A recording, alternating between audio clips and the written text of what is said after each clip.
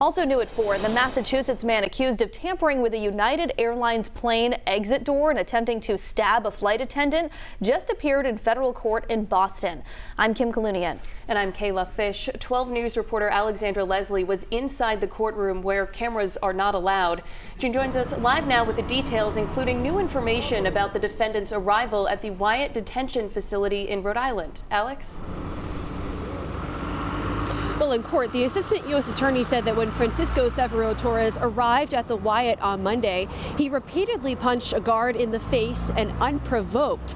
Now, also citing details of the United incident, the state asked that Torres undergo an evaluation and for a competency hearing, and the judge agreed. In video that has since made national news, since I'm taking over this plane.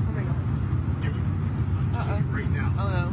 Bizarre statements allegedly made by Francisco Severo Torres were caught on camera. The U.S. Attorney's Office accused Torres of tampering with an exit door of a United Airlines flight from L.A. to Boston and then attempting to stab a flight attendant. The charges could land him life in prison. In federal court in Boston, where cameras are not allowed, the assistant U.S. attorney referenced the video of Torres on the plane.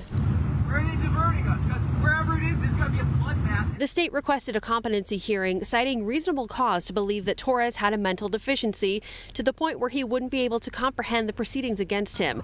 They noted in an initial court appearance on Monday, he introduced himself as Balthazar, something he said repeatedly in the video taken on the plane. At that hearing, Torres requested to be released. The 32-year-old's defense attorney said in court today that his client objected to any kind of evaluation. Now, it's not clear where Torres is heading to next, whether that's back to the Wyatt or to another federal detention facility here in Massachusetts. Both his defense attorney and the U.S. attorney declined to comment to reporters after this hearing concluded.